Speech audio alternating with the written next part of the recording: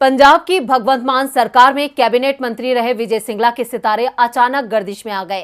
चंद घंटे पहले तक पंजाब सरकार में स्वास्थ्य विभाग का कार्यभार संभाल रहे विजय सिंगला को सीएम मान ने अचानक ही बर्खास्त कर दिया। वहीं इसके कुछ ही समय बाद एंटी करप्शन ब्यूरो भी एक्शन में आ गया। मुख्यमंत्री के निर्देश पर एसीबी ने विजय सिंगला को गिरफ्तार कर लिया है। कहते हैं जब वक्त का पहिया पलटता है तो अर्श पर बैठा इंसान फर्श पर आ जाता है। पंजाब में विजय सिंगला को जब स्वास्थ्य मंत्री बनाया गया तो उन्हें लगा कि वो केवल सत्ता की मलाई खाएंगे, लेकिन जब भ्रष्टाचार मामले में नाम सामने आया तो मलाई की जगह जेल की हवा खाने की नौबत आ गई। वो अर्श से सीधा हवालात के फर्श पर पहुंच गए हैं। दरअसल विजय सिंगला के खिलाफ अधिकारियों से ठेके पर 1% कमीशन की मांग करने और भ्रष्टाचार में लिप्त होने की शिकायतें आ रही थीं। वहीं इस मामले में पुख्ता सबूत मिलने के बाद सीएम भगवंत मान ने उन्हें अपने मंत्रिमंडल से बाहर का रास्ता दिखा दिया। सीएम मान ने पंजाब पुलिस को भी मामला दर्ज करने के निर्देश दिए थे। वहीं मुख्यमंत्री भगवंत मान ने विजय सिंगला को मंत्रिमंडल से बाहर करने का ऐलान करते हुए साफ कहा कि हम 1% भ्रष्टाचार भी बर्दाश्त नहीं करेंगे।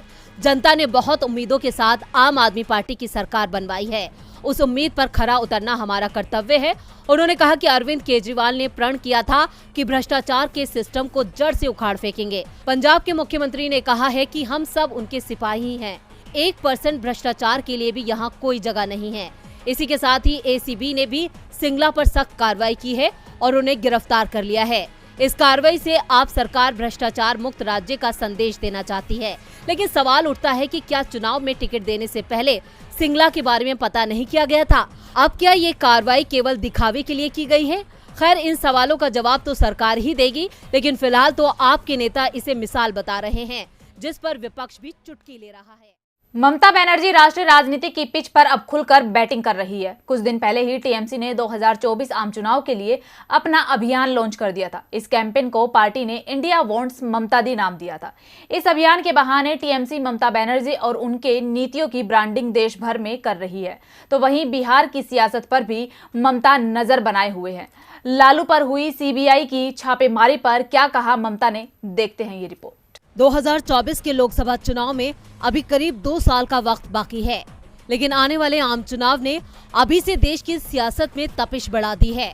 लोकसभा चुनाव में विपक्ष की तरफ से पीएम मोदी का उम्मीदवार कौन होगा, इस पर अभी तो कुछ तय नहीं है, लेकिन 2021 में बीजेपी को बंगाल की सियासी पिच पर पटखनी देने वाली मुख्यमंत्री ममता बनर्जी ने इस दावेदारी के लिए अपना नाम आगे बढ़ा दिया है और अब ममता दीदी राष्ट्रीय राजनीति की पिच पर खुलकर बैटिंग कर रही हैं। ममता बनर्जी बिहार की सियासत पर भी बारीकी से नजर बनाए हुए हैं। सीएम ममता बनर्जी ने लालू परिवार के साथ हमदर्दी दिखाते हुए बीजेपी सरकार पर हमला बोला है। उन्होंने केंद्रीय एजेंसियों के गलत इस्तेमाल का आरोप लगाया है। ममता बनर्जी ने कहा कि भाजपा सरकार देश का संघीय ढांचा ढहाने में लगी है। वो केंद्र की एजेंसियों का इस्तेमाल करके राज्यों में दखल देती है। केंद्रीय एजेंसियों की स्वायत्तता दी जानी चाहिए। भगवा पार्टी का शासन एडोल्फ हिटलर और जोसेफ स्टालिन या मुसोलिनी से भी बुरा है। ममता का यह बयान लालू यादव के ठिकाने पर सीबीआई की छापेमारी से जोड़कर देखा जा रहा है। सीबीआई ने लालू प्रसाद यादव और उनके रिश्तेदारों के 16 ठिकानों पर छापेमारी की थी, जिसको लेकर ममता ने अपनी नाराजगी जाहिर की है। इस छापेमारी और ममता के बयान के राजनीतिक मायने बिल्कुल साफ हैं। आरजेडी के विधायक मुकेश रंजन ने कहा, इन दिनों सीएम नीतीश कुमार और तेजस्वी यादव के बीच करीबी बढ़ रही है, इसलिए बीजेपी सीबीआई का सहारा ले रही है। तो वहीं ममता बिहार में अपनी सियासी जमीन टटोल रही हैं।